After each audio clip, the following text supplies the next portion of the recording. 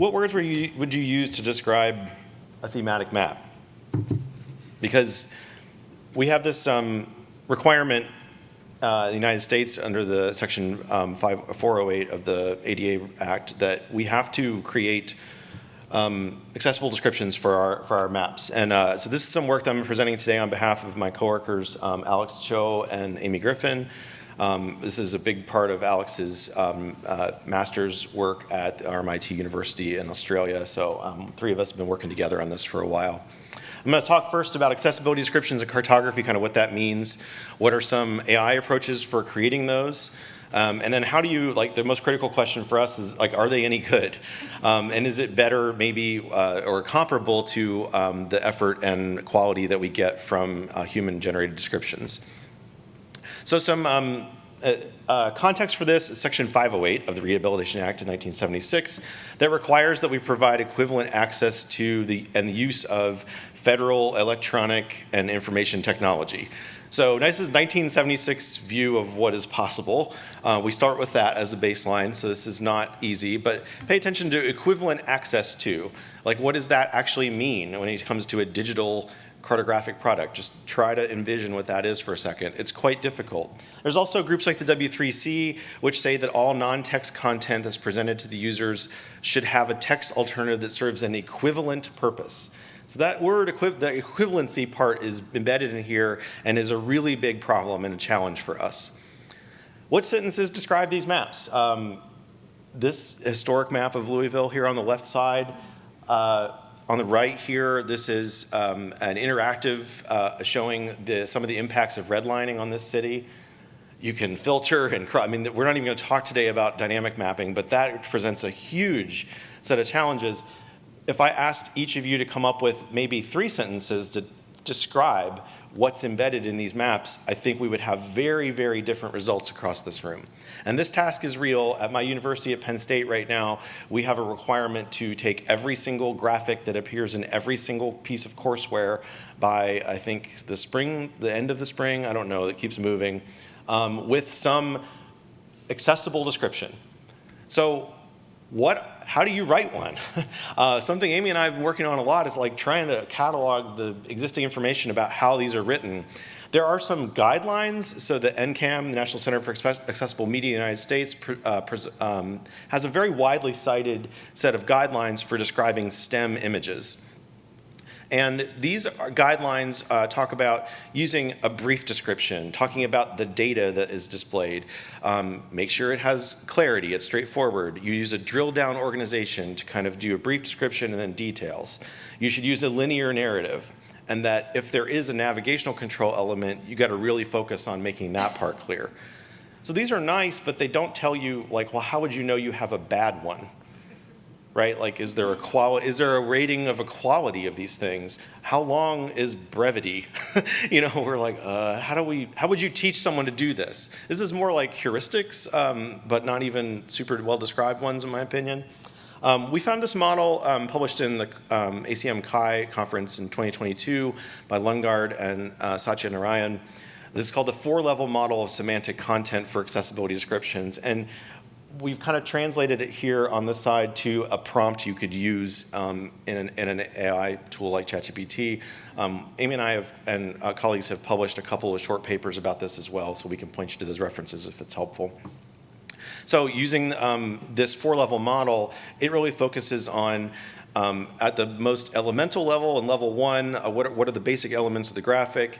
What in level 2 are the statistical and relational elements that can be pulled from it? Then we go up to perceptual and cognitive types of elements in a graphic. And then finally, what's the context and the domain-specific knowledge? So we really thought this was a more actionable thing for maps. This seems like it's going to work better for mapping context, where we kind of break things down into 4 kinds of information, and maybe if we say 1 sentence on each of those things, that would be a good way to create a brief prompt of those. We've also experimented with naive prompting. So this is out of Alex's work, where one of the assumptions we should make is that most people will do this without any guidance. That's exactly what's happening today in most contexts, certainly where I work. People just write their own things. And if we were to do it with an AI, they would probably give a prompt like this, like, describe this image. And when you do that, you should try it. The tools we have right now can more or less read maps. I'll show some examples later of where it gets it right, where it doesn't. But they will create really verbose descriptions. 5-paragraph essays, not actually that helpful. If you tell it like, yeah, but do that, but make it way shorter, that actually works pretty well. So this is what we call naive prompting. Like, this is what most people will probably do with an AI if they're making accessibility descriptions. So Alex's work involved taking test images from a source called MapPool, which is a database of 75 million images collected off the internet that have been categorized as maps by a fantastic academic named Raymond Schnur. If you just Google MapPool, you will find this thing. I can give the slides later too. This database, Alex went through and picked out a small sample, just 48 maps with geographic context varying between Africa and North America, themes varying from traffic, travel, and weather, and then calculated using Rosenholz's visual clutter algorithm, high and low visual complexity. We wanted to see kind of just some basic testing of AI-generated accessibility descriptions, how that would work with this. Some of the maps that are included in MapPool are a lot less impressive than the things you see at NACIS. And this is important because that's the actual meaningful context, in my opinion, for most of the real heavy lifting that has to happen with written descriptions for maps in our field. Most of the maps that need to be described are not going to blow your mind. So we're in the wrong, like we're all talking to each other about these awesome things and how they look great and they're beautiful. That's a whole other thing, but the biggest use case for this is going to be the more pedestrian examples, and that introduces its own challenges. Like, we would maybe have a description that starts with like, this is kind of not a great map of the weather. you know, this uses a rainbow scheme, which you kind of like, don't do that. Like, why is yellow more than purple? Or is it? Like we would just immediately critique. So that's not going to be helpful in the context of a screen reader for someone who's blind or visually impaired. A very truncated version of evaluation here. So Alex's work took, we had 6 people rating all these descriptions generated with Gemini, GPT-4, and GPT-4o. The very short version about this is that we tried to have people rate accuracy, completeness, fidelity, and relevance for the descriptions for each map. And although there are color differences here, this is Krippendorff's alpha, which is a measurement of iterator reliability for coding. The short version is that there is basically no agreement amongst raters about whether or not the accessibility descriptions are good or bad. There's not agreement, and there's not actually strong disagreement. It's just kind of random. So that's interesting. We found that also that the people trying to rate the quality of descriptions struggled with that task. It was very hard for us to come up with metrics to give them to say, here's a thing to evaluate this description based on. It varies for lots of obvious reasons. If you know something about the context of a mapped phenomena, you have more depth you can say about like, okay, that's Louisville, I'm a scholar of the history of this area, I have lots more to say about this map. Someone naive to the area will be like, it's a map of a city with a river, and those are both valid in a sense, but they're quite different. What we also tried to do was to prompt ChatGPT to become a rater, like using these criteria, evaluate these captions. That doesn't work either, so we saved you some time.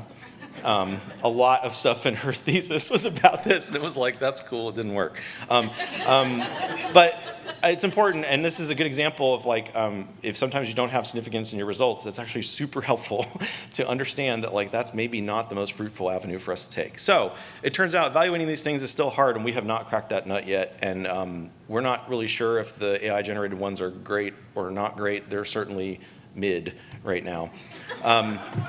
Another way to, my daughter would be mortified. That's really why I do my job. I want her to just know that. Someday she'll see it and be like, what is the deal? Oh my God. Punchy. One of the things that we also tried here was to have AI taskers. So there's a platform called Prolific, which probably some of you are using for user study work. If you need people to evaluate in a research context the quality or conciseness of text or graphics. And this is, the AI taskers are employed by AI companies to kind of check the results, fix problems. And so we thought, well, it would be interesting if we gave AI taskers who do this kind of work for a living also this quality assessment, like which of these captions are working best for you based on these maps, and do it quickly. The short version of this is we gave them a prompt that said, like, don't spend more than 90 seconds on each task. Go with your gut feeling, which description best fits the map. We'll give you 3 descriptions for the map. They're based on this short, naive prompt. What we found is that most people doing this task quickly, who are AI taskers, that's their job, is to kind of clean these things up, preferred the results from ChatGPT 4.0. Gemini coming in second place and regular GPT-4 third place. So there are some potential advantages, disadvantages to different platforms. Some of the sort of qualitative findings of this, I won't make you read all this, but we found that like ChatGPT, for example, hews closest to a character limit if you give it that. If you say 125 characters and nothing more, it actually pretty much does that. Gemini will routinely exceed, it will ignore the fact that you said to make it short. It provides a little bit more expressiveness in its descriptions than the GPTs do. GPT 4.0 is a little more sophisticated in how it writes some of these descriptions. It includes a little bit more nuance as well. So there are like flavors of this too, and there might be contexts in which you are choosing a different captioning tool if you're doing this at scale with lots of things, based on which ones, which platforms kind of do a little bit better or a little bit worse on the thing that matters most for your audience. I want to point out also in the last few slides here some of the biggest challenges and differences that we noticed, and that is the prompt you're using directly has a massive influence on the description you get. So this is an example here that I don't want you to try to read all of it, but using the NCAM guidelines, we created a prompt for an AI that is a short version of NCAM. And this is a picture I took with my phone on purpose, like in a kind of crappy way, of an atlas in Amy's office that we were pretty sure has no digital presence. So we're also trying to like, what can you do to give it a thing that it hasn't seen before? Because stuff that's really indexed well on the web is going to be much more readable probably. The interesting thing about this is that even GPT-4 before 4.0 could read this map quite well, describe its legend and how it works. You know, Detroit has the highest amount, Miami has the lowest, it uses colored circles and sun icons. It got a little confused about like how point symbols were designed in this, but it did a decent job and it would be easy to fix that. In a further conversation in this thread, which I found was interesting, was that I was able to make it lie or confabulate by just saying like, well, what about State College? And it's like, oh yeah, State College has a middle value. And it's like, it's not on this map. And I'm like, it's not on the map. And it's like, oh, you're right. I can't read maps. So the captioning is like leads to immediate gaslighting by the AI, which is super fun. All right. So one of the things we noticed as well is that prompt differences with naive prompting and length limit, that works pretty well. GPT-4, for example, this is a weather map that has lots of predecessors on the web, so lots of indexing, presumably. GPT-4 can read this, it can describe the legend, how it works. Gemini, however, was completely insane. I'm sure it's better now. These examples change all the time, so this will be a factor as you got to constantly check again. This was saying the colors range from dark blue to light green, with dark blue indicating a 0% chance of exceeding the medium temperature. It's just totally wrong. I mean, dark blue, yeah, it's colorblind, I don't know. Totally wrong. So yeah, maybe it's colorblind. We liked using the 4-level model. This is a screenshot of OSM. We tried to give it some realistic like input, like what would someone have in a class. GPT-4 will say, hey, that's a map from OpenStreetMap. That's pretty cool. Like it identified that. I'm not that surprised, but I mean, this was a capture of a tiny town in Australia, and it figured out kind of roughly what kind of place it was. It makes it seem like it's a small section of a town or a city, like it actually got some of the context correctly. Gemini, however, was like, this is a digital map of a fictional city, likely zoomed in on a downtown area. The complexity of the street network suggests it may be a large urban area. This is a really like a one-horse town. It's called Yass in Australia. It has a main street and like nothing else. It's where Amy used to live. It also lectured us a lot. Like, it was like, this is not accessible, and you really you shouldn't, and we're like, we're making an accessibility description. So it had like a, Gemini has had, hopefully it's better now, had a sort of moralizing tone. It would be like, that's really a poor map in the first place, and you shouldn't have done it. Like, we're making an accessibility description, like, I didn't ask you to weigh in. Also, I didn't make it. So it's like important, the lack of a legend makes it difficult to understand. Yeah, I know. We're trying to do it, man. I'm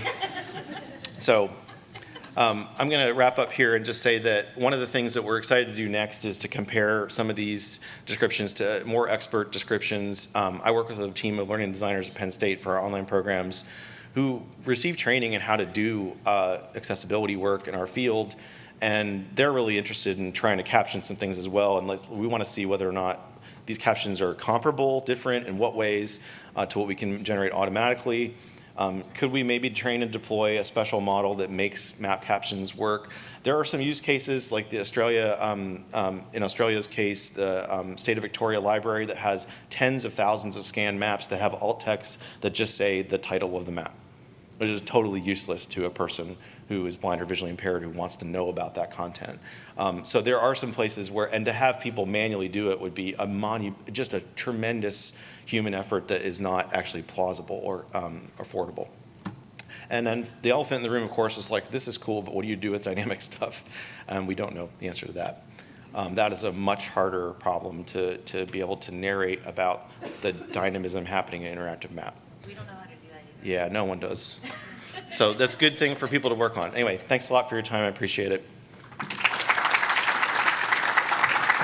Like image describer is one I found. Yeah, there are some like custom models that do some things like that. No, we focused on using the major commercial models right now just to see, like, if you were having the use case of we have access to that thing at work, how would I prompt it? So we haven't looked at the ones that are trained specifically for that. There's definitely an opening to do that. I've seen some free ones that are okay. A thing that would be great in our community is to share more broadly, how are you prompting behind the scenes to get that image description, because we have found so much sensitivity, which is not surprising, to the prompt that you're giving it. What are you asking it to tell you? They don't work well. Yeah, exactly. I was wondering, did you speak to the blind and visually impaired community to know what to ask? No. To know what's going to be, okay, so knowing what's important to them would probably be a good thing to put in the prompt. Yes. So there is definitely, I mean, like, there are two sort of competing interests here. One is, or just sort of different approaches. One is ours, which is like based on the literature about STEM description of graphics. What can we try to translate from that so that you're not taking people's time to work on it yet? The thing that will be really interesting, though, of course, is to imagine a conversation between a person who's blind or visually impaired and a model that's helping it understand what's in the map. That clearly, to me, seems like the obvious future goal to achieve, is that it's more of an interactive back and forth conversation, and these models may do a nice job of that. What will be cool to understand is, to what extent is that better, worse, different than talking to someone who is a person who knows something about that map? Because we get things wrong too. And so what's interesting is we get focused on like, well, it was factually incorrect. It's like, yeah, I mean, so am I. If you ask me about central Pennsylvania, I might say something that is actually turns out not to be right. Yeah.